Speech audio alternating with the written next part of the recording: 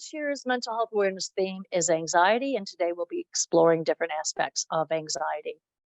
Anxiety has become one of the most talked about topics in mental health. Everyone at some point can feel anxious, and anxiety is one of the most common mental health conditions people experience.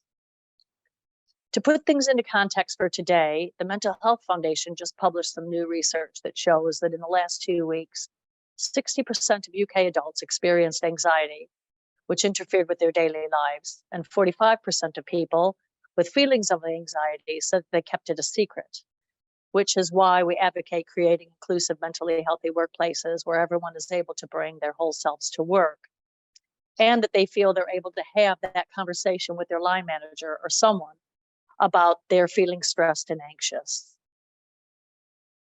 Anxiety is a normal emotion for us all. Feelings of anxiety are a natural and important human response to stress and perceived danger. Anxiety is part of our body's natural fight or flight response that helps us react quickly to potential threats. But sometimes it can worsen and become problematic if it's persistent or continues over a prolonged period of time.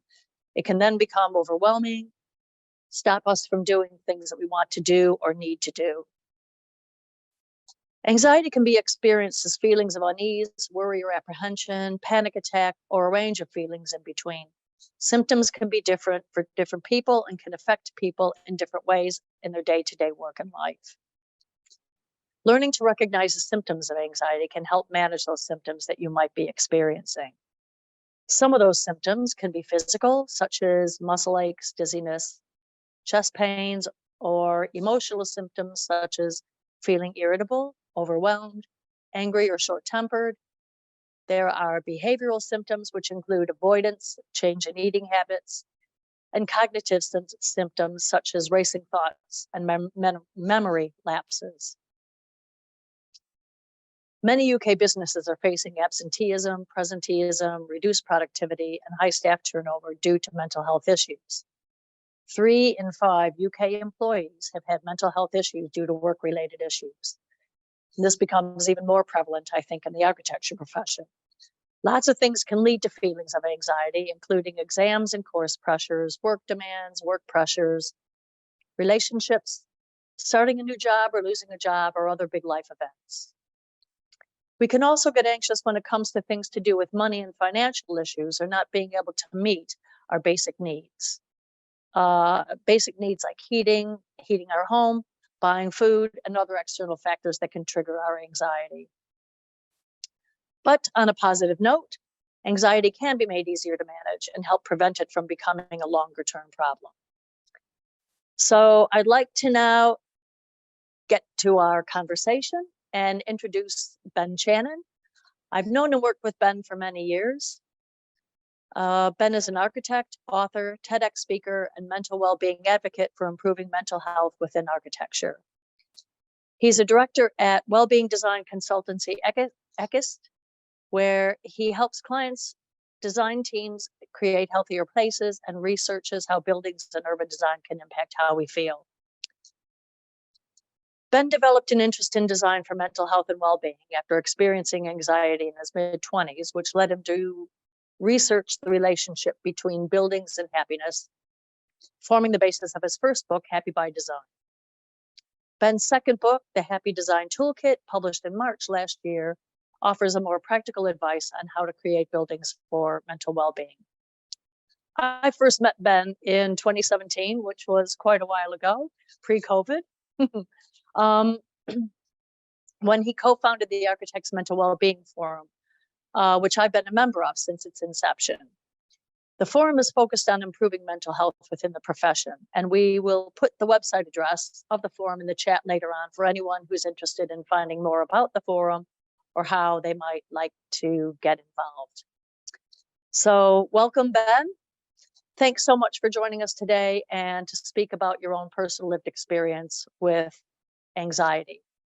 So let's just start, I think, with you telling us a bit about your personal experience of mental health difficulties, if that's okay. We'll just kind of launch right into it. Yeah, of course. We're in big trouble if I'm not prepared to talk about it. So no, of course. Thank you very much for having me.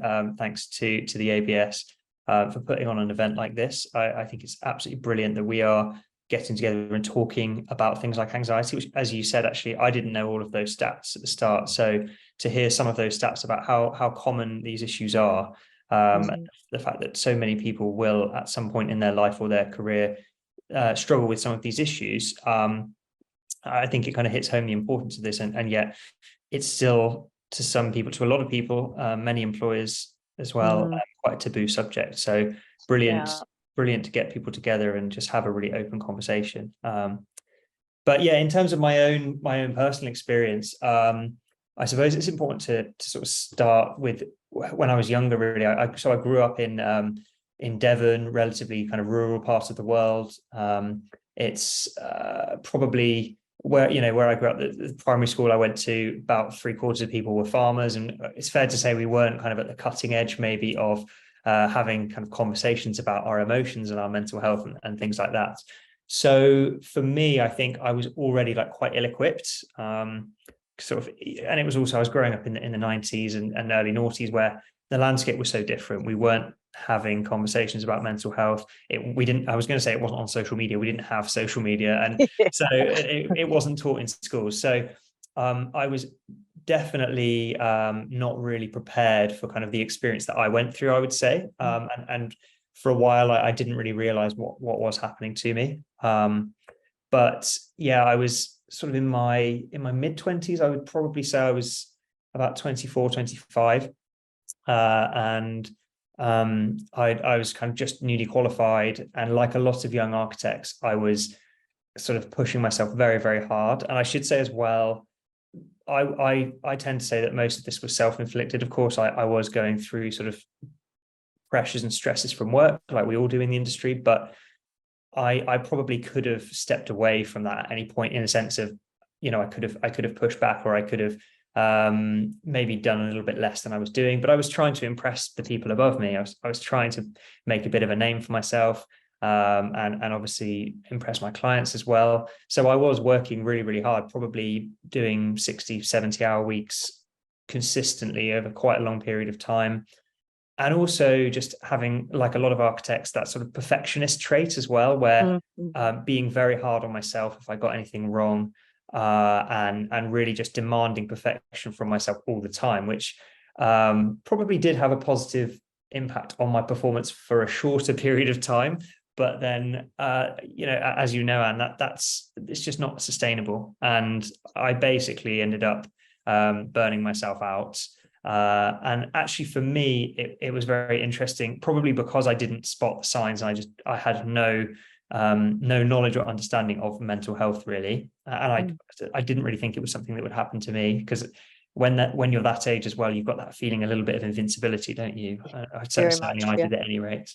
So I didn't expect anything to happen to me. And then it was actually through my physical health that I started to sort of notice things were going wrong. And I was ill a lot, almost to the point where some of my friends started making jokes about it, not in a mean way, but just in a bit of a, how young men often can do, sort of make jokes about each other. And but it was all kinds of strange things. So I had this case of tonsillitis that literally would not go away, whatever antibiotics they gave me. I had shingles, which is basically where chickenpox comes back because you're sort of so run down. I was sleeping really, really badly.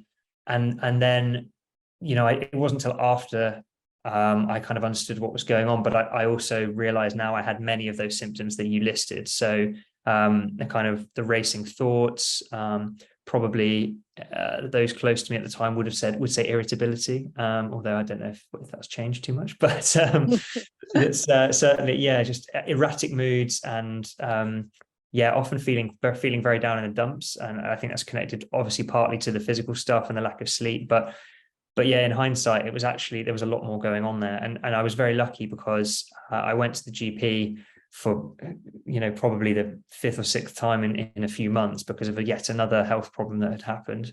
And thankfully, she was actually really perceptive, and she realized that there was something going on sort of beyond those physical symptoms, and started asking me questions from, I think it's called the GAD, which is it's a kind of questionnaire about anxiety that asks you 7 or 8 questions about how anxious you or stressed you've been over the last couple of weeks.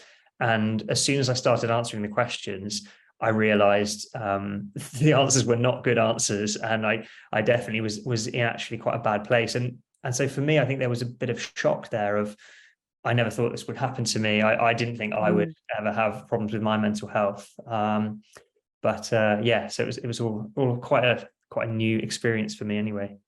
Well, and I think it's interesting because I think most people, when you ask them, you know, to sort of talk about mental health, or what do they think mental health means, because there's still so much stigma attached to it as well.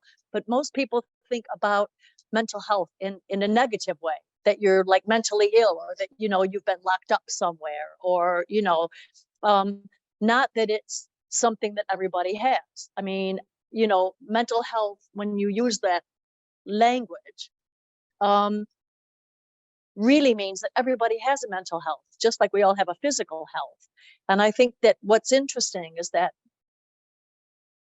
you know, it probably took you quite some time to start to actually not only realize, but acknowledge, you know, those kind of symptoms that you were having, both physical and mental. And I think that that's really what's so important, I think, now, is that, you know, we try to raise the awareness. We try to talk about what those symptoms are and how they manifest themselves, both physically and mentally, in someone, so that, you know, they can try and sort of look at themselves and say, well, hang on, wait a minute, you know, maybe I need to speak to somebody now, or maybe I need to go see my GP now, before it actually escalates into something more serious. And so I think that's one of the things, anyway, I know you and I, along with others, try to do, and try to encourage people, you know, even if you don't really know what to say, try to recognize those signs. Or maybe someone else in that's close to you, like a friend or a family member, or even someone in the workplace, maybe they could recognize it and say to you, in a way, knowing how to have that kind of conversation, saying, hey, you know, you've been really irritable, it's been going on for a long time, are you sure you're okay? And I think that that's a really important thing, particularly for today, that most people that are sort of listening to us and joining us today, to kind of be more aware. You know, don't sort of wait until things escalate. Try to be more conscious of things that are happening within you and around you, and what's happening both physically and mentally. Yeah, definitely. And obviously that's part of the reason why at the Mental Wellbeing Forum, we've been really keen to try and encourage, one of the bits of advice we give is every practice should try to have at least one mental health first aider. Obviously, if you're a bigger practice, you probably need quite a few more. But as you say, you don't need to be a qualified mental health first aider to recognize still when someone's having a difficult time. Maybe, you know, as you said, changes in mood, changes in appearance, maybe someone who's always been really, really punctual, suddenly turning up late on a regular basis. Just these are often quite small signs, but they can be sort of giveaways that someone's having a difficult time. And then just, again, you don't necessarily have to have had training to have that conversation with someone. We're all human beings. We all have empathy. So Exactly. Well, so what was the moment that you realized you needed help? Was there like a particular moment? Was it when the GP sort of read out that GAD list and the kind of the light bulb went off? Or what was it? What really triggered that moment for you? Yeah, I think it probably had been dawning on me for a little while that this was not right and this was not normal. But I think to be honest, I'd kind of just been labeling it as stress, and especially because I was so young and so new to the industry. And I think this is probably something that a lot of people also struggle with. It's this idea of like, is this normal? Like, was it normal for me to just be stressed all the time and to have those racing thoughts and to just be constantly kind of worrying about things, worrying about deadlines and work? And I think there was probably a part of me that didn't really want to accept what was actually going on. And so instead, I just kind of almost sort of lied to myself and just said, oh, this is just part of the job. This is just part of being an architect. And this is maybe a conversation we can get into down the line, but it certainly doesn't help. I think that architecture, unfortunately, does have this slightly kind of macho attitude. I don't mean macho in like a man-woman sense. I just mean in the sense of like toughen up, work hard. Yeah. You know, architecture school is all about all-nighters, or who's pulled the most all-nighters. So you come into the industry already thinking, oh, well, I'm expecting this to be really hard. I'm expecting to be stressed. And So that I think already you're kind of coming into it quite confused about what's healthy and what's not healthy.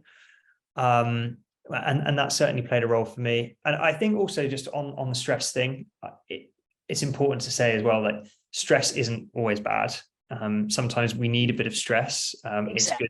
It's a great motivator. It's what probably kind of gets some of us out of bed in the morning. It's what makes us hit deadlines and all of those sorts of things. But it's when stress becomes constant and unsustainable and overwhelming. It's every now and again it's fine in small quantities.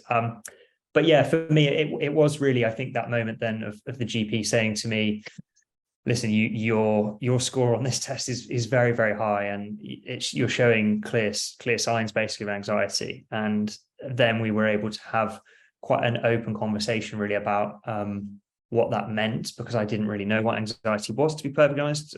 I couldn't have told you the difference between stress and anxiety probably back then. And as you were saying, I didn't know back then this idea that we all have mental health. To me, kind of mental health was only something that happened in like One Flew Over the Cuckoo's Nest or something Exactly. like that, but actually coming to understand now we all have it, and every day we might be somewhere on, if there's a scale of 0 to 100, we're all somewhere on that scale, and it can move around depending on what's going on in life. But yeah, I certainly didn't understand that at the time, so that was a big eye-opening moment for me, I think.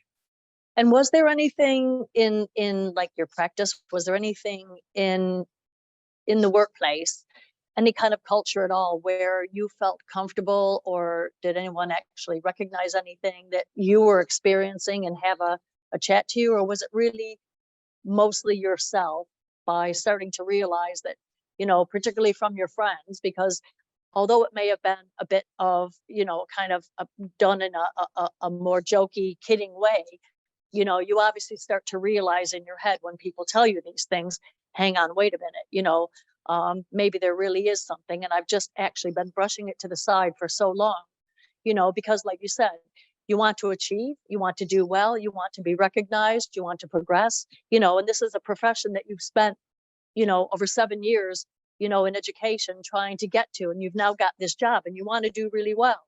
So I'm just wondering if there was anything in place, or what the kind of culture was like where you were actually working, other than just your friends being a bit jokey. Yeah, well, so I was at a sale at the time, obviously one of the sort of founding members of the forum, and it was actually with John Assail's help that John and I basically set the group up together. And I think it's important to say it was, what was it now? Probably getting on for 10 years ago. God, yes, it was 10 years ago. I'm getting old. It was 10 years ago. And it was quite a different landscape in terms of the way people were about mental health. People just didn't talk about mental health really in the same way, even back in sort of 2013, 2014.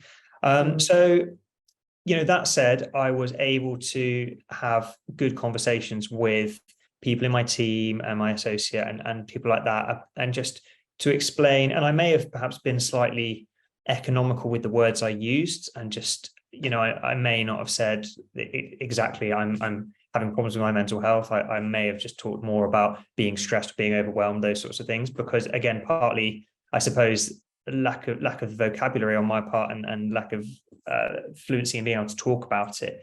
But also there was definitely, I think, a nervousness there on my part. I even had family members say to me, well, be careful what you tell your workplace, be careful what you say to people. You don't want to have, as you say, have like a kind of a cross against your name or anything like that.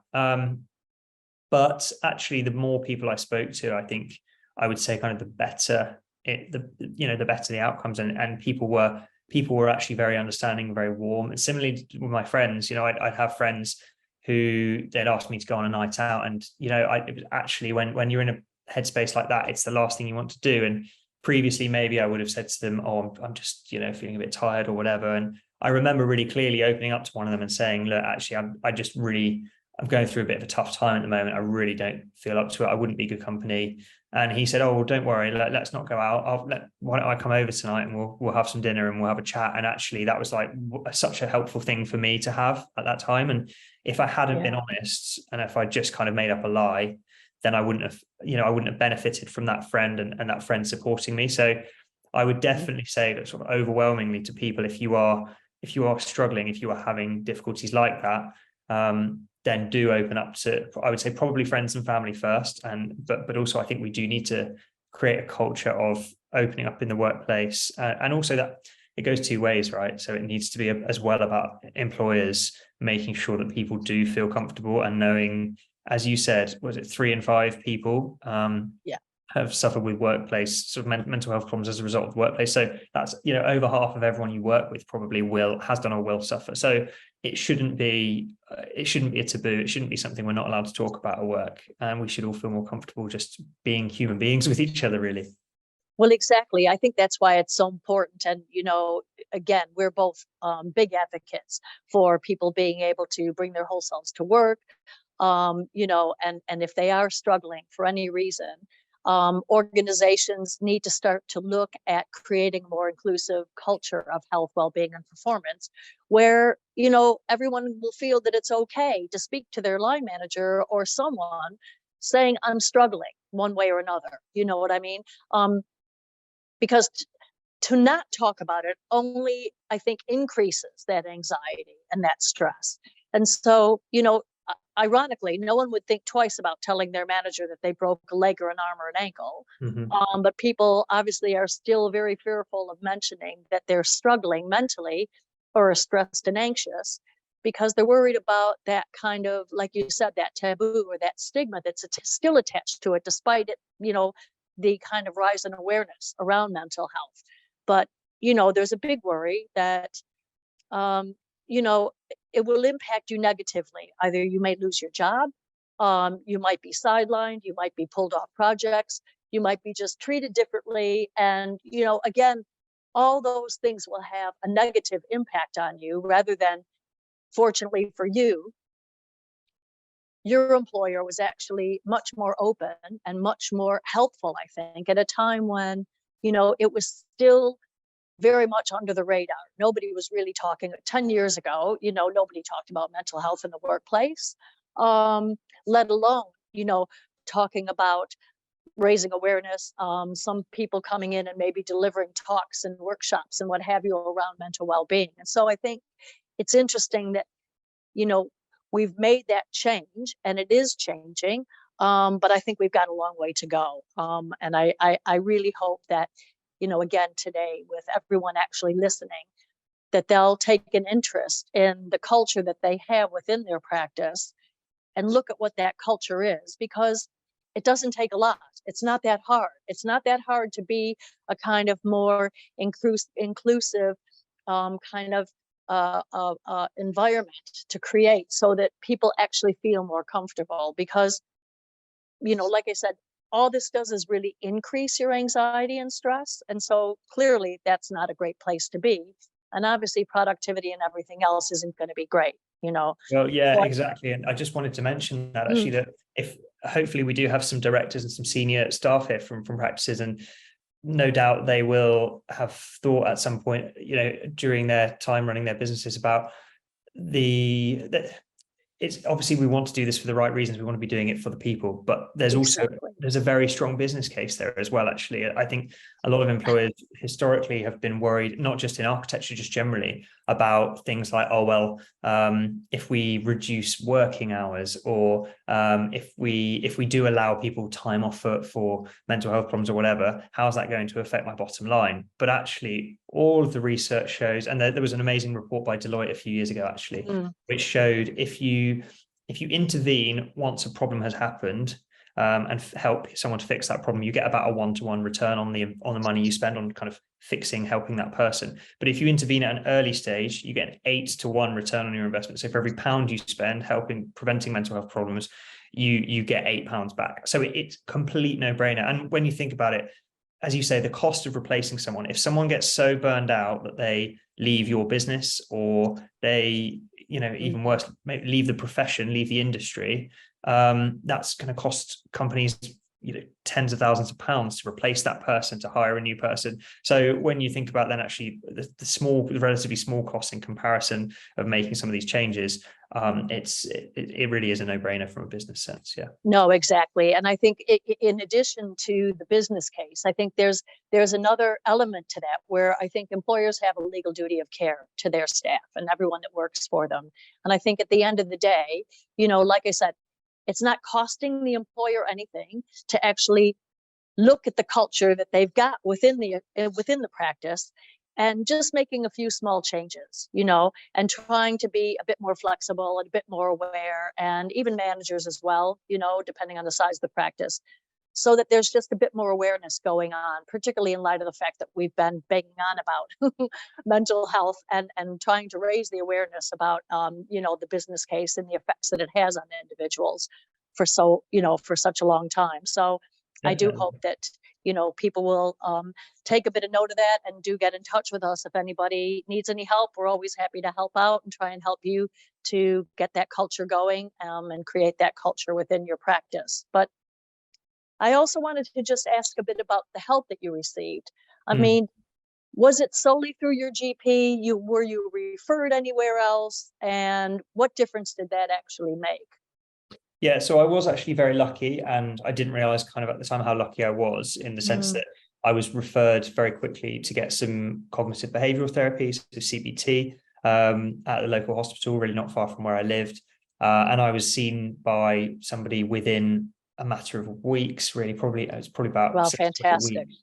And I didn't know at the time, but obviously from speaking to people now, firstly, the whole landscape of the NHS has shifted a lot, but secondly, it really, from what I understand, depends on where you are and your location, all those kinds of things. But for a lot of people, it's so hard to get seen and to get access to help like that.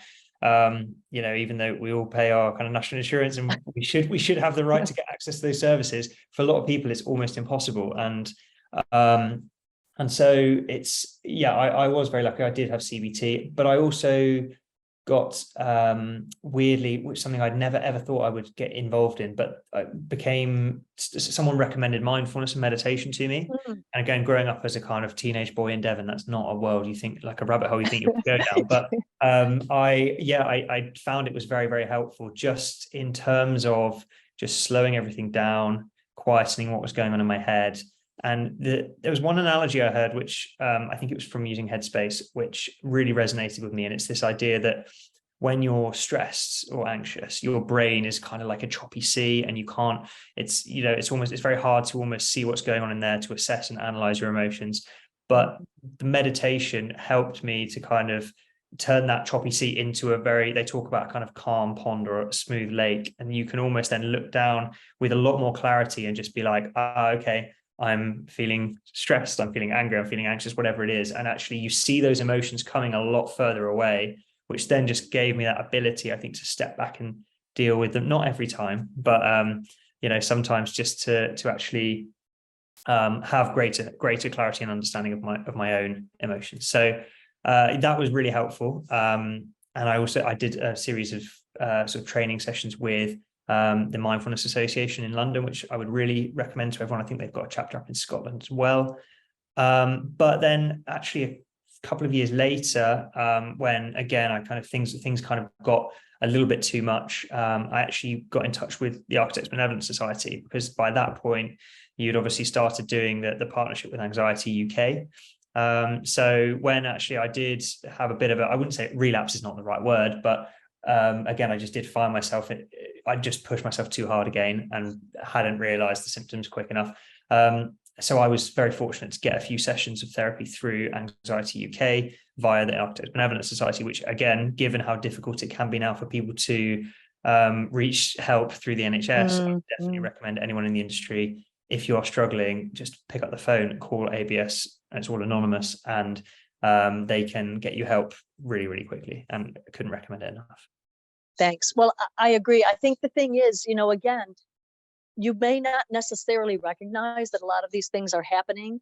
And I really understand where you're coming from when you talk about, sort of having all these, because when you have all these racing thoughts and things going around in your head, you don't have that clarity that you would have, and you're not able to like look at things in a more kind of, I guess, clear, straightforward way. It's all kind of just jumbled and moving around. And so, I think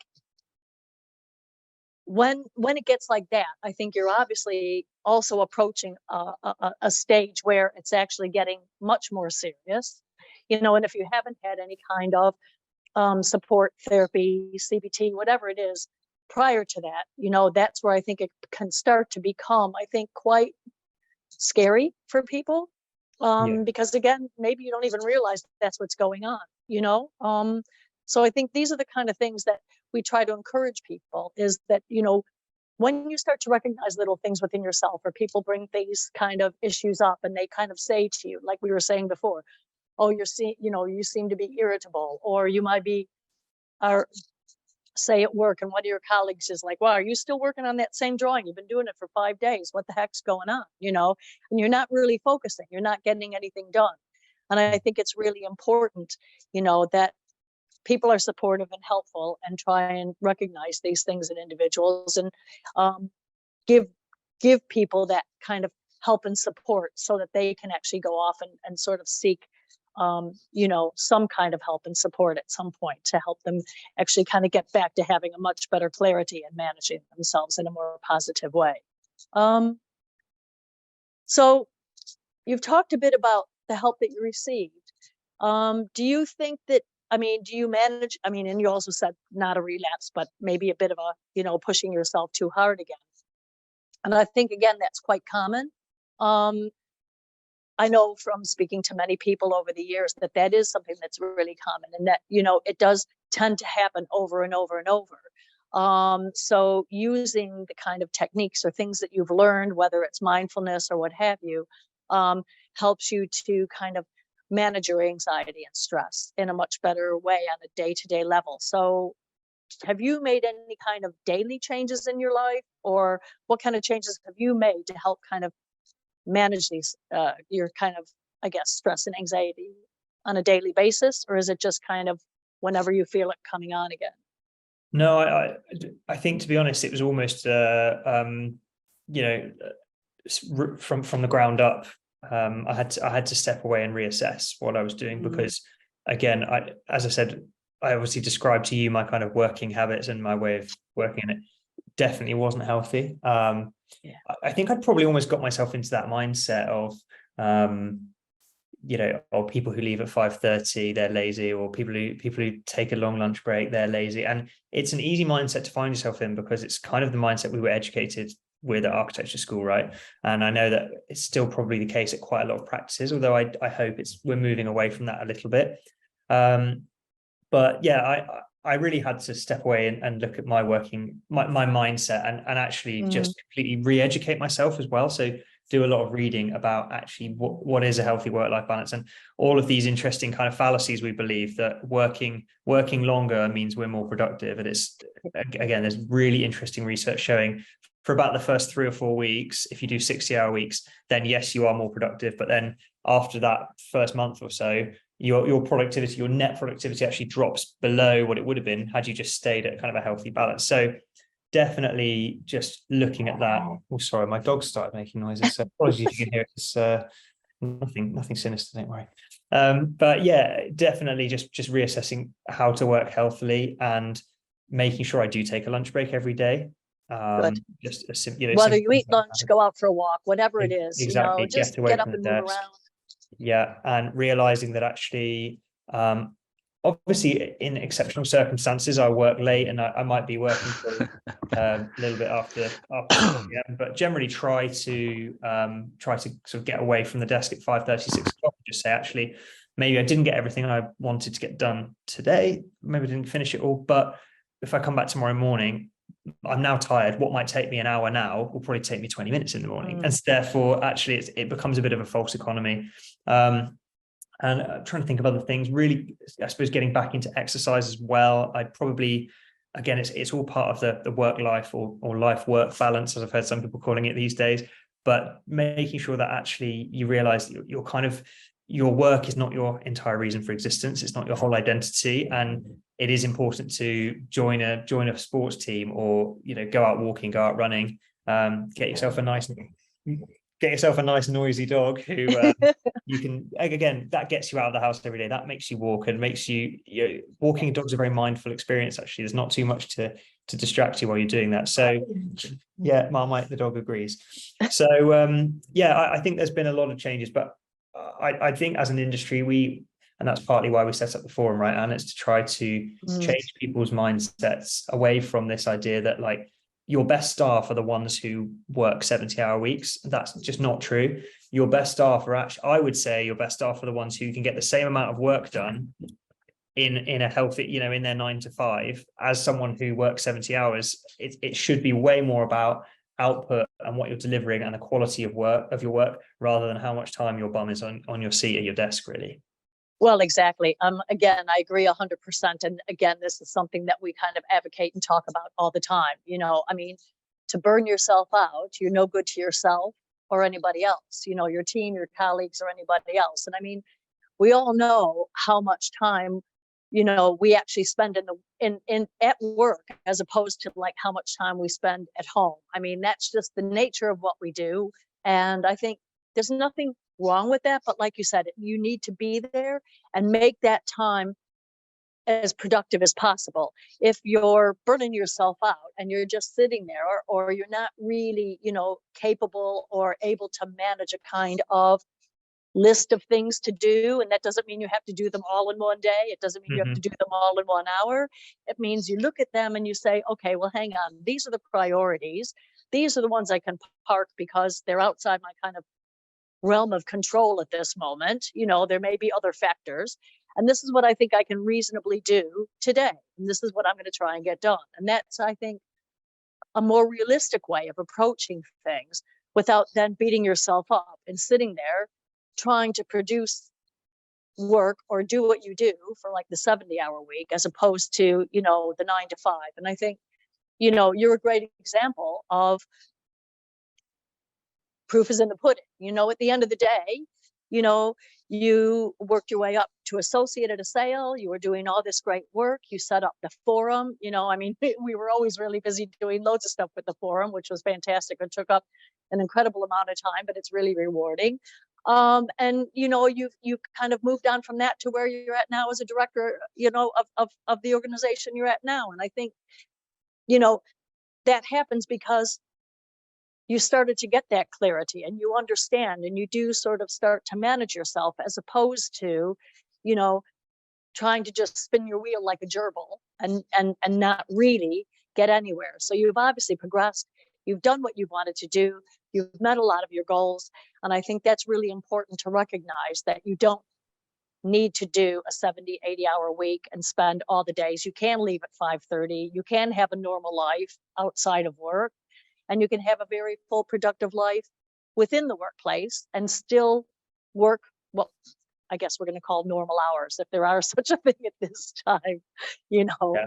I think COVID's been interesting as well. It's made everyone realize that we can all allow our staff to be a bit more flexible, and that the big issue really is trust, isn't it? And what everyone wants to work somewhere where they feel trusted. And exactly. If I as an example, I've definitely realized over the last few years that my most productive way of producing, creating useful output is not being at my desk at 9 and just working flat out with a lunch break, but doing 4 hours in a row, then 4 hours in the afternoon. For me, actually, I'm much better if I do an hour and a half of really intense stuff, then maybe take a 20-minute break, just let everything settle and clear, and then go at it again. I'll get way more done. But if I was doing that in a traditional office setting, people would be going, well, why is Ben away from his desk again? He's not doing any, God, that guy's so lazy. And so I think we do have to just shift how we think about work, and we have to be more intelligent about it and not just assume everyone works in that classic 9 to 5 way. Well, exactly. We all know. And again, I think, like you said, COVID was really, the whole pandemic was really a big eye opener, because employers had no choice but to trust, because we were obviously stuck at home. You could only go out for an hour.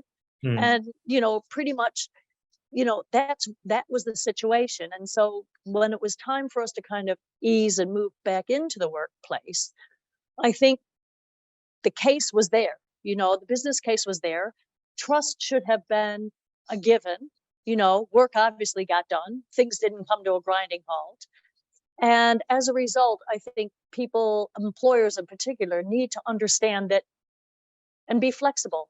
Everybody works in different ways. Some people are far more productive in the early hours of the morning. You know, there's times where I might just wake up and it's 6:30, which don't get me wrong, I'm not advocating this, but sometimes for me, that's just what works. I might have something on my mind, and sometimes it's really quiet. So 6:30, 7 o'clock in the morning, I'll get up and I'll start writing a bunch of stuff down because I can get loads done before the normal time when loads of other emails and everything else are going to start to happen. So I don't have those distractions, and I find that I can be more productive. But at the same time, I then give myself an hour or an hour and a half or whatever it is break during the day so that I don't fry my brain and I can go back to the things that I'm doing and actually be what I feel has been a really productive day, you know. And I think that that's something that, like I said, I would really like and hope that employers will start to be even more flexible about their understanding that individuals work in particular ways, and that, to be honest, at the end of the day, no matter who you sit next to when you are in the office, if you get up and move around or you're not there for an hour and a half, that's just you, you know, and that's just the way it goes. So, you know, I think it would be great if organizations, practices start to adopt that kind of thinking and integrate that into the way that they actually work and into their culture. Do you do you think that what you went through and your experience would be different today? Do you think it's different for someone who actually, I think maybe whether they go to their employer or not? I mean, do you think it's different for somebody today as opposed to when, you know, you went through everything all those years ago? I think, yeah, I mean, I'm aware, certainly we've maybe been a little bit critical of the industry on the session today, and that's not, you know, it's not, I'm not trying to be down on the industry at all. It's more No. just trying to give a balanced view of where we're at with things. And I think to give that balanced view, the good news story is that yes, things are definitely moving in the right direction. And I do think, had this happened to me today, it would have been a bit of a different experience. I like to think, firstly, I would have actually been a bit more, had a better understanding of mental health in the first place, because the generation that's coming through below me is definitely seems to have a really good understanding of that, and be more, just more prepared to talk about it, more open about mental health. So yeah, I think that would have been different, but as you said as well, I do think employers are really starting to understand it now more, and we are seeing more, you know, more good policies come into place. People are doing sessions and things about mental health. I think the one thing that I still think we're maybe slightly getting wrong as an industry, and where there is scope to still improve, is, and you see it all the time, it's not necessarily anybody's fault, but there's awards for you know, with all these big it's competitions and awards. They have best wellbeing initiative of the year, best mental health initiative of the year. And actually, sometimes I would like to say it's not about having a snazzy initiative. It's not about necessarily even chucking loads of money at the problem. Often it can be really simple things like, yes, you can have the most amazing wellbeing initiative in the world, but if you're asking your reception staff to come in at 8 a.m. because someone in your team scheduling client meetings at 8:30 or even 9 a.m. or another one is scheduling lunchtime meetings, just put in place a blanket ban on lunchtime meetings, on first thing in the morning meetings, and just watch what that will do to kind of the well-being and mental health of your staff almost overnight. There's, you know, it's not about doing these big flashy things. It is about getting the basics right, as you've alluded to, and getting that culture right, a culture of inclusivity, of openness, and making sure that actually, yeah, we're treating people kind of as human beings with empathy, rather than as almost kind of units of work, or you know, ways to solve a problem and get some work completed. 100%. But we are, I'd say we're moving in the right direction, which is, you know, a positive for sure. And I think not to be, and I know this is, again, not to be a kind of tick box exercise. I mean, I know, you know, and I've heard people in all businesses, all areas of you know, all different kinds of areas of business, not just architecture, because again, we're not really here to sort of bash the whole architecture community and profession. But I mean, things are being bantered around a lot now because there has been a lot of awareness raising. And so people will say, oh, it's really affecting my mental health. You know, well, I think you need to say that. It's okay to say that. But like you said, with the initiatives and everything else, it's more about, providing that support, being there to listen, knowing how to have those conversations, and really embedding that into the culture, of your organization. I want to thank you so much. I can see that I'm just looking at the time, and we could go on for a really long time. I mean, we could talk forever about this, but I think we've got a few questions, and hopefully we can try and get to that now. So I think someone's going to read out a few questions for us. Thanks, Ben.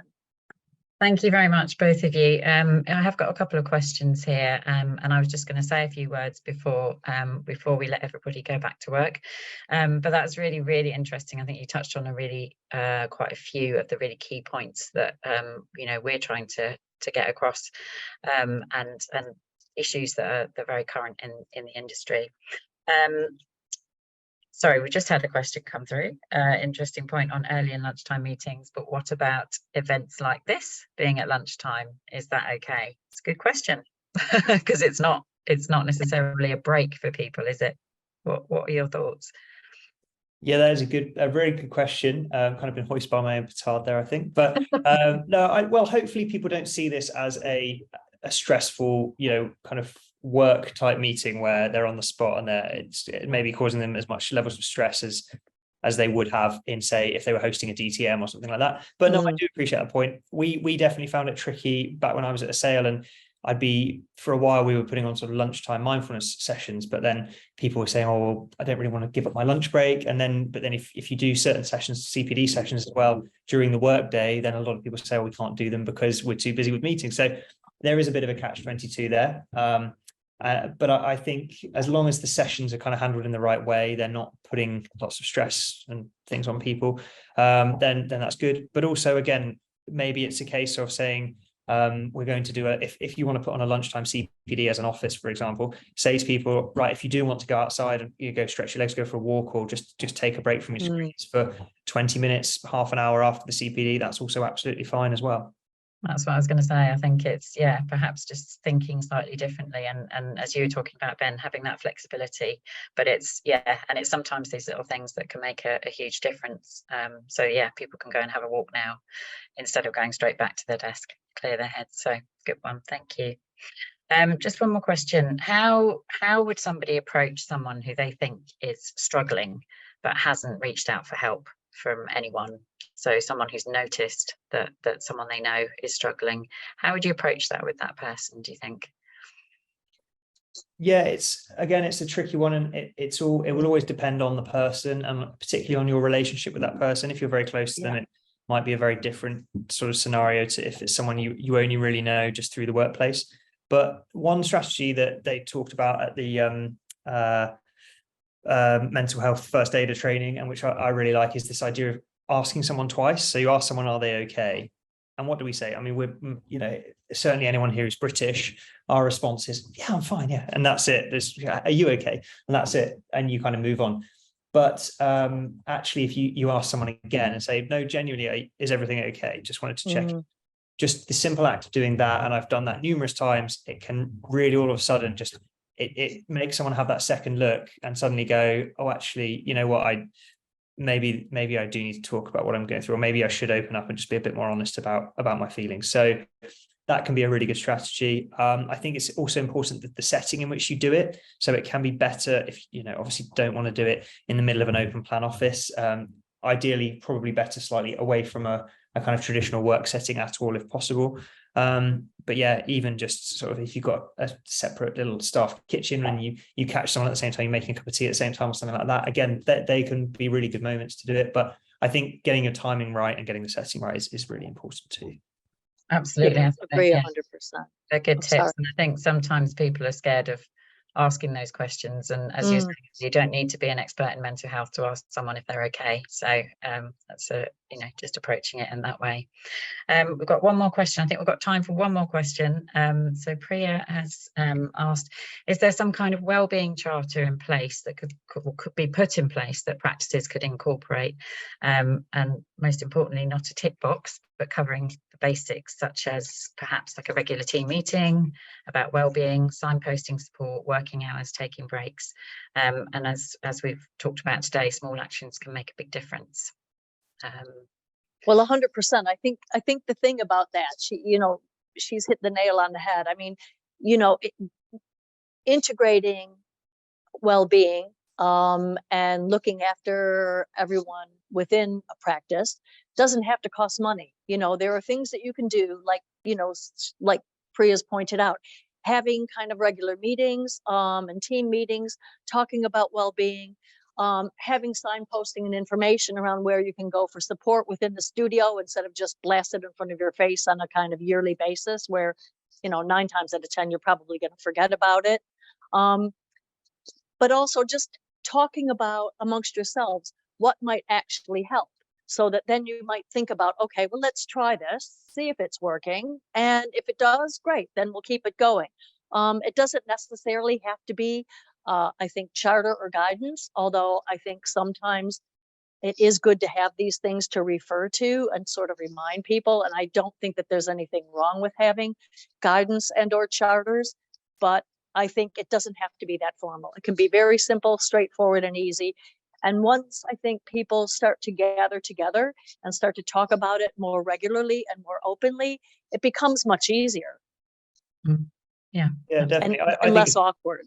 Yeah, for sure. I think it's a good opportunity as well, Katie, to just point people towards the toolkit that we created with the Mental Wellbeing Forum, which is full of loads of those points that Priya's mentioned, actually. It kind of covers most of those topics and gives guidance and advice and resources that people can go and look at. So I'd definitely say, thank you. Priya's Thank you. Great toolkit. Thank you. Yeah, and we created that in conjunction with sort of all of the other practices in the forum. So lots of practices bringing their collective experience together and what does work, what doesn't work, and as well kind of gathering information from a load of other resources where people are doing it well in other countries. And yeah, pleased to say that toolkit's now been replicated in Australia and in the Netherlands. So it's been adopted. And actually, I think trying to remember what other industries, but there have been other industries too that have approached us and said, can we use this as a bit of a basis for our own? So it's definitely, I think, finding its audience, and people are finding it valuable. But I can imagine a practice, regardless of size, really, like taking that toolkit and using it as a basis to create their own charter, their own framework, or even informing their kind of corporate policies and things. So yeah, please do go and check it out and use that. Absolutely. And Jess has put the link in the chat there, so please do go and have a look. It's really clear and practical toolkit. Okay, we've run out of time for any more questions. I just wanted, before we finish, to just say a little bit about the support that ABS can provide. I think we've got loads of people on here today, which is great. Not all of you will know what support we provide. But firstly, I just want to say thank you again so much to Ben and to Anne for a really insightful conversation today. We really strongly believe at ABS that it's such a positive thing to talk openly about mental health, to normalise talking about it. We've said the stigma has reduced a lot, but there is still a long way to go. So these sorts of things are really, really important. I'm just going to give you a very quick overview of the support that ABS can provide. Ben mentioned the support he had from Anxiety UK, so we do have a partnership with Anxiety UK specifically for mental health support. It's quick, we fund it, and it means that people get the support when they need it. We provide support in a number of other areas, working with some of our other partners. And as we've kind of talked about today, there could be a number of reasons why actually you're experiencing mental health issues. The mental health might not be the primary issue. It might be the secondary issue as a result of other concerns and worries, such as money and debt, housing situations, losing your job, or having a health condition or a sudden disability. So all of these things will affect our well-being. So our approach at ABS is to take a holistic approach, so we can provide support in many of these areas. So I would recommend that people get in touch, see if we can help. I saw earlier we had a question about eligibility, and it is not just architects, despite our name. We help architects, architectural technologists, architectural assistants, landscape architects, and more recently we've widened our criteria to include people who work within architectural practices who don't work within one of those professions. So please go and look at our website, please have a look to see if we might be able to help you, and please get in touch if you think that we could help. And I will let you go, but just very quickly, this is our first event in Mental Health Awareness Week. There's a few more things coming up. Tomorrow we've got Bake the World a Better Place, so we're going to see cake sales and cake baking competitions happening at practices across the UK tomorrow. If you haven't signed up, it's not too late. You can do it on Thursday or Friday. We're still in Mental Health Awareness Week, so again, go to our website and have a look. Friday, Anne mentioned that we are launching our Workplace Wellbeing Essentials programme, and that's another way of us promoting mental wellbeing in architectural practices, creating the right culture, helping people from an individual level through to a team level to a practice level to create that healthy environment for people. We are launching with a video on Friday, which gives you an insight into what that programme is about, so please have a look at that. Anne is leading on that programme for us, so she knows all about it, so you can get in touch with her. And finally, Bennett's Associates are hosting a wellbeing event in support of Mental Health Awareness Week. Jess has just put the link in the chat there. Anne's going to be on the panel with Dave Smithson from Anxiety UK, who we know very well, and also Julian Lipscomb, who's a director at Bennett's Associates, who's going to be talking openly about his own experience of mental health issues. So there's lots happening, and you know, it's really good to get involved in these things. One thing I will say is that, you know, it's 1 week talking about mental health, but obviously it's important to think about it all the time. You know, we all experience our stresses at different times, so it's good to keep it kind of on the agenda. We at ABS are really proud to provide the range of support that we do. We know it makes a huge difference to people's lives, but we can't continue to do it without you, the architectural community, supporting us. So we've got practices, we've got individuals who generously donate to us to make a difference, and we would gratefully receive any donations. We really hope that you found today's session really useful, but please support us in the future if you can. Once again, thank you so much to Anne, to Ben, to all of you, and to Jess Steele, our own Jess Steele at ABS, for organising this event. It was her idea, and I think it's been a real success. So thank you very much. Thank you.